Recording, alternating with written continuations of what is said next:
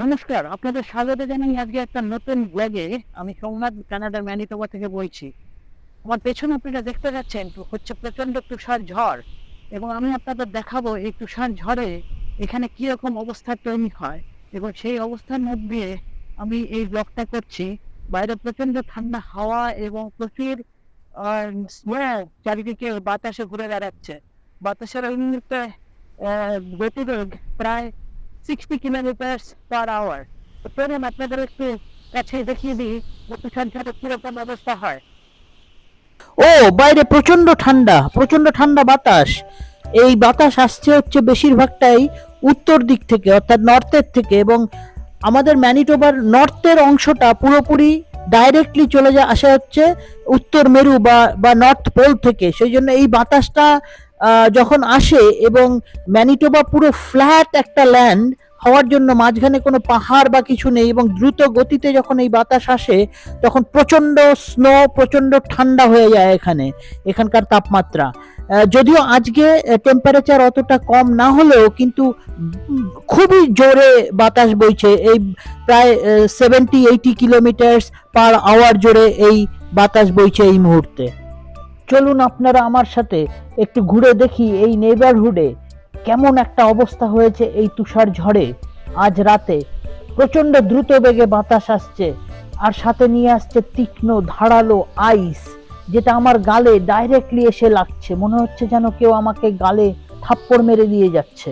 এই স্নোস্টর্ম শুরু হয়েছে আজ সকাল থেকে, কিন্তু রাত্রের দিকে সন্ধ্যের পরেই ইন্টেন্সিটি অনেক বেড়ে গেছে। এনভায়রনমেন্ট ক্যানাডা, এখানকার আবহাওয়া দপ্তর অ্যানাউন্স করেছে যে 25 সেন্টিমিটার পর্যন্ত স্নো জমে যাবে আজ রাতে।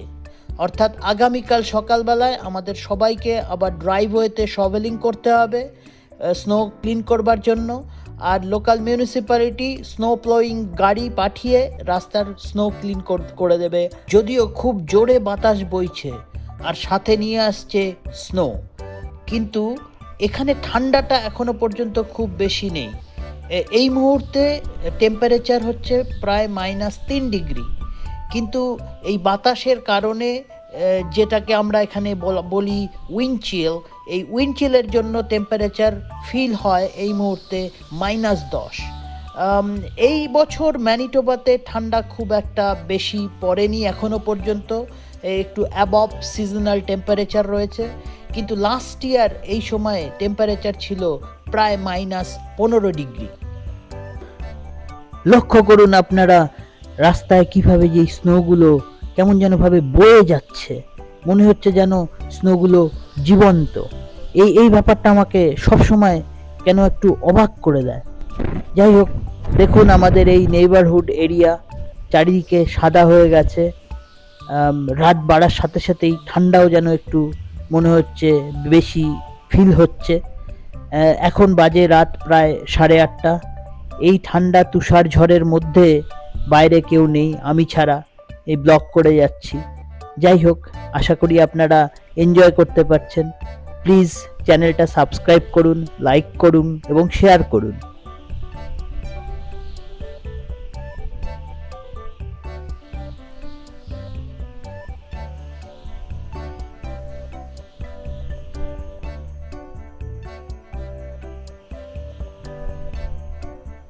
ওয়াও, বাতাস মনে হচ্ছে আরো আরো জোরে জোরে আসছে। এনিওয়ে, কিছু কিছু আপনারা দেখতে পাচ্ছেন বাড়ির সামনে লাইট ডেকোরেশন রয়েছে। এটা বেসিক্যালি ক্রিসমাস লাইটিং। এখানে সবাই বাড়ির বাইরে ও ভেতরে লাইট দিয়ে ক্রিসমাস ডেকোরেশন করে। দেখতে খুবই সুন্দর লাগে। 25শে ডিসেম্বরের অনেক আগে থেকেই, প্রায় 1 মাস আগে থেকেই এরা এই ধরনের ডেকোরেশন করে বাড়ির মধ্যে। গোটা শহরেও চারিদিকে লাইটিংয়ে ডেকোরেশন হয়ে থাকে। দেখতে বেশ একটা দিওয়ালি টাইপের, আমাদের ভারতের দিওয়ালি টাইপের একটা ফিল আসে। আমি এখানকার ক্রিসমাস ডেকোরেশন নিয়ে একটা ব্লগ বানাবো কিছুদিন বাদেই, আপনারা দেখবেন। আশা করি ভালো লাগবে।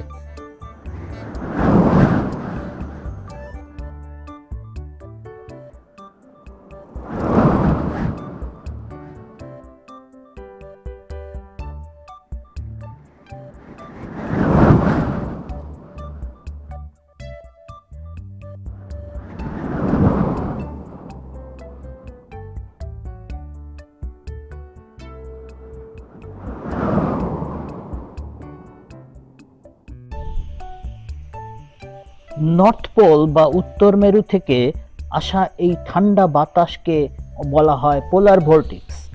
পোলার ভর্টিক্স খুব ডেঞ্জারাস, কারণ টেম্পারেচার অনেক নিচে নেমে যায়। আমরা দেখেছি আগে কখনো কখনো তাপমাত্রা -40 পর্যন্ত নেমে যায়। অনেক সময় বাতাসের গতিবেগ প্রায় 100-120 কিলোমিটার বেগে চলতে থাকে। তখন বিভিন্ন ধরনের প্রাকৃতিক দুর্বিষয় হয়, যেমন ইলেকট্রিক পোল ভেঙে পড়ে বা গাছপালা ভেঙে পড়ে, আর তাতে বাড়িঘরের হিটিং সিস্টেম কাজ করে না এই ঠান্ডাতে, এবং একটা খুবই সিরিয়াস সিচুয়েশন তৈরি হয়। আজকে সিচুয়েশন অতটা সিরিয়াস না, ডেফিনেটলি যথেষ্ট অর্ডিনারি টাইপের পোলার ভর্টেক্স আমি বলবো। সেই জন্যই আমি সাহস নিয়ে বের হলাম আপনাদের সাথে শেয়ার করবার জন্য এই অভিজ্ঞতা, এবং আপনারা জানাবেন যে কেমন লাগছে আপনাদের।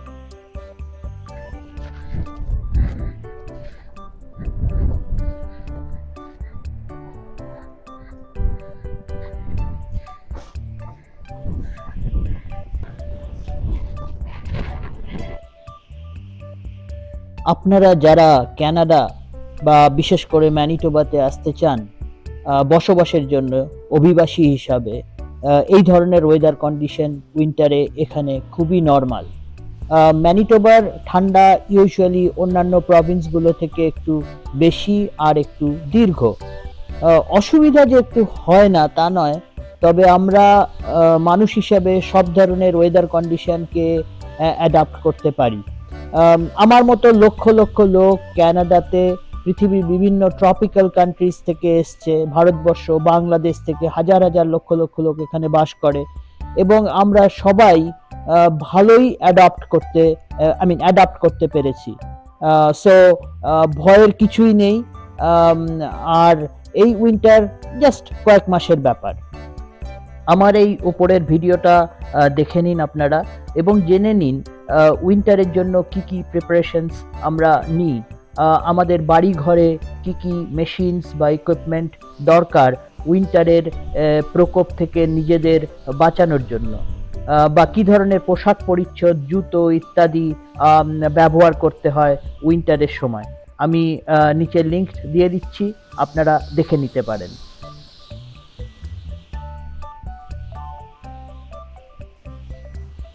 মনে হচ্ছে বাতাসের বেগ আরো বেড়ে গেছে। চারিদিক থেকে স্নো উড়ে উড়ে আসছে, বেশিরভাগটাই আসছে উত্তরের দিক থেকে, আপনারা লক্ষ্য করতে পাচ্ছেন।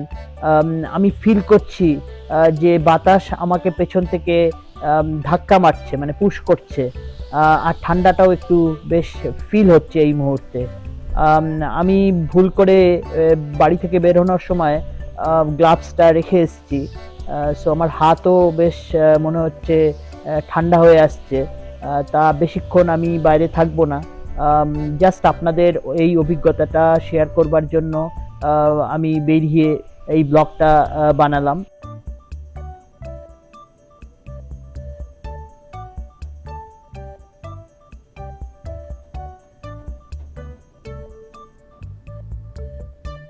ওকে, আমি বাড়িতে চলে এসেছি। আমি বাড়ি আছে লিস্ট। এই ঠান্ডা বাইরে দেখান, এই ঠান্ডার থেকে বেরোতে হচ্ছে ওই বাতাসের মধ্যে স্লো উড়ে আসছে 60-70 কিলোমিটার দূরবীন, এর মধ্যে বাইরে থাকা খুব টাফ অলরেডি। আর এই যে স্লো পুরো আমার মাথা, আমার চেহারের মধ্যে, মুখের মধ্যে হেসে পড়ছে। It's very difficult. It's very difficult, and gradually getting আস্তে আস্তে আরো ঠান্ডা লাগছে।